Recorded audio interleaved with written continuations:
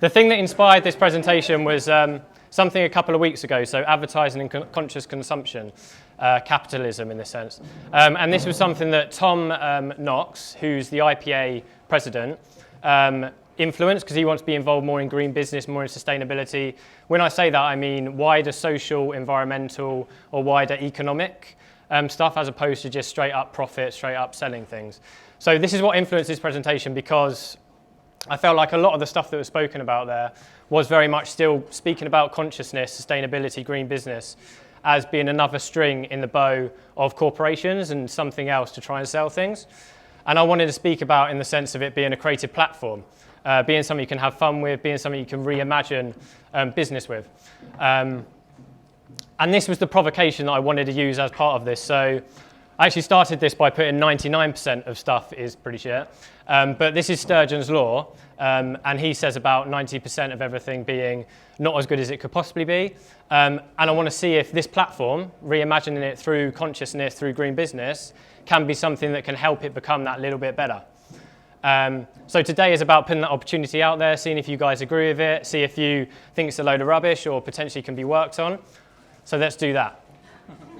And the story we'll be going through is reimagining what, how, and why. So through Kanye, Blurred Lines, Pharrell's hat, Fight Club, David Ogilvy, dollar bills, and green Lego. That's the story we'll go through today. And there's three areas we're going to go through. So the first one being laying out the opportunity, how it can work. The second one being a thinking model, a way that we can restructure our thinking through this. And the third one being an idea and sharing an idea with you guys and seeing if you like that idea or how we can work on it. So I've managed to make 46 slides from those three areas, but I'll go through them pretty quickly.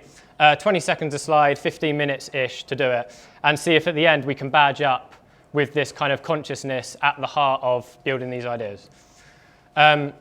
So we're in the attention business. If we don't cut through, if we don't have something distinctive to say, if people don't see what we're doing, it kind of isn't really worth us doing it. So our industry always needs to do that. It needs to be Kanye.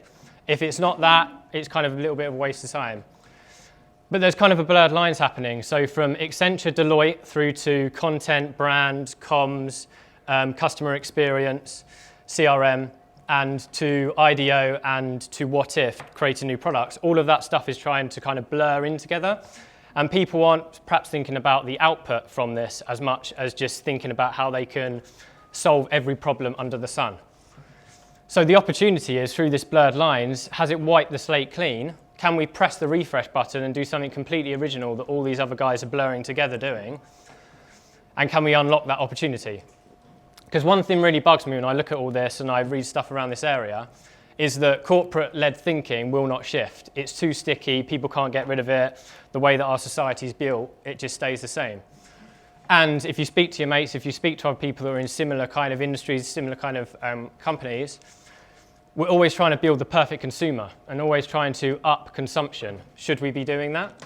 Because people, if you speak to your friends, speak to your family, they just see our industry as maybe being about buying more pointless stuff, getting people to buy more stuff, no matter what. This was something that was in Acton that went up a few months ago. And you know, a lot of people kind of spoke about this because they kind of agreed with it.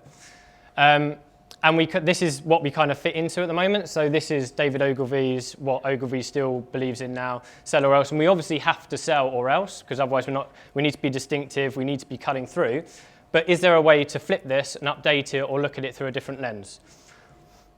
So what if we press this refresh button and we removed our perfect consumer, our Fight Club kind of analogy, and we went for another way of attracting attention. This guy's James Randolph Adams, and he was a decade before David Ogilvy.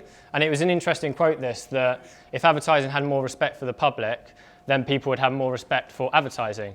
And I was thinking, actually, what about the wider needs as well? So that whole sustainability thing, the wider economy, the wider social, and the wider environment. Can we build that into our ideas and the way we solve problems?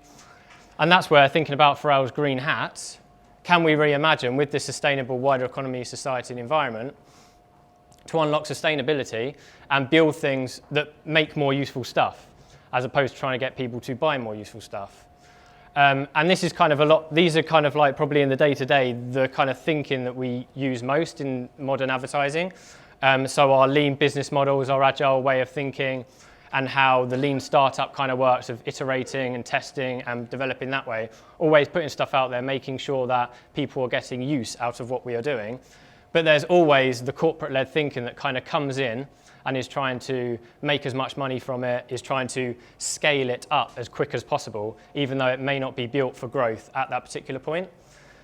So can we take and reimagine what David Ogilvy said about we sell or else? And this is not a corporate-led sourced quote. So people first, sustainability second, and then corporatocracy or else. How can we think about that in a way that actually would make sense? So instead of chasing the dollar bill, chase that green block of kind of development. So we sell or else, this is just a little thinking model that shows how we reframe stuff at the moment. If we're speaking to a client, taking a brief, do we focus on the corporate, think about how the supply chain could change, how we could manufacture something differently and actually produce something that's more sustainable? But often we don't think about that maybe, and we just think about creating that consumer, cutting through, being distinctive, selling it, or else. And then we play about with people first or the corporate or the way in which we solve those two problems together. And one of my pet hates is Domino's. And this particular thing, which is the zero-click app, which kind of thinks about nothing apart from just selling more and more pizza to people. And what's Domino's role in society to try and create just a more obese person? And I found this very interesting about Dolmio, that came out with occasional food products. So they've said now that people shouldn't have a Dolmio day every single day because they don't see that as a sustainable way for you to be consuming their product and damaging to the people they sell it to. And they've started to see slight sales increases through some stores, through Dolmio, because of that trust issue is now there and people understand how they should be consuming that product. So could we then think, when we're thinking about reimagining this, people first, sustainability, and then corporatocracy, reimagine, start with the people no matter what, and how we can make that sustainable, how we can make it a long-term idea, long-term vision, and then make it fit to corporate. Don't think about the money until absolutely at the last moment of the idea, so you don't want to dilute it and don't want to scale up until you're completely ready. And that's where we come to the quote of kind of caring about the public and their wider needs as much as possible. And this is maybe what this would look like. So I see the people and sustainability being at the core of your efforts right from the beginning, put in a wedge, between corporate, sustainability and people. And this is where kind of my favorite brand of all time is Patagonia. And this was an ad they put out on Black Friday a few years ago now. But it was about not buying their product because they don't want people to just constantly keep buying Patagonia products. And they actually have a fix-it scheme where you can actually get your stuff fixed instead of going and buying a new product. Now, Patagonia have seen rises in sales every year, 5% every single year, because of things like this. And they don't see that because from this, they didn't see an increase of sales from this on its own, the way advertising often works and tries to get results as quick as possible. They see it because this is exactly what their purpose is. Their purpose is about having people not dressed head to toe in Patagonia, but believing in their product, going out, going kayaking, going rock climbing, and doing exactly what the brand encapsulates. Fitting to the insight that in Britain, every one of us, every 2 hours, fills the Royal Albert Hall with waste, and only 57% of that goes to landfill and completely doesn't get used again. So Patagonia want to make sure what they're putting out there gets used and goes through a circular economy. So what we can do is when we're not just chasing the dollar bill and we're chasing this green development, we can have something that's a lot longer term ideas. And I think they can come up with completely different ideas as well, and it's something I always like to think about through that thought process. And that's how I like to reimagine. So this is an idea I'm currently working on at the moment, making it useful for a few months. And it's a invite-only pop-up that works with local artists and with waste we find on the streets. And we've had about 4 pop-ups now with about 20 artists. And we go through and we create these things, not in a basic upcycle kind of way, but in a completely, how would you completely recreate this raw material? And we started with the people walking around Peckham, walking around Southwark, realising that things are just left on the streets, or they're going to landfill, or they're just being wasted. And actually, this is raw materials that can be used effectively again. And we're kind of working on the business model over and over, but we don't really care about the business model. The idea to get it is as strong as possible, and then try and scale up, and then try and develop something. If we kept on trying to sell what we were doing every time, that's where it kind of takes the strength of the idea out, and that's where I think we can get to more stronger things through advertising and cutting through this blurred lines if we think in this way.